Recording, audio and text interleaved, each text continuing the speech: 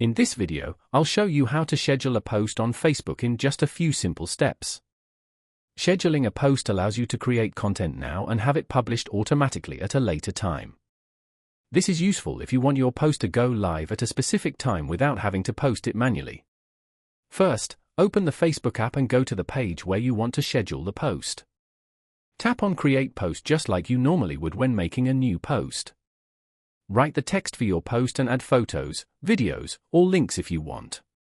Once your post is ready, tap on the scheduling option or the three dots near the post button. From there, choose Schedule Post. Now select the date and time when you want the post to be published. After choosing the time, confirm the schedule. Your post will now be saved and automatically published at the selected time. And that's it. That's how you can schedule a post on Facebook. If this video helped you, make sure to like the video and subscribe to the channel for more simple and helpful tech tutorials.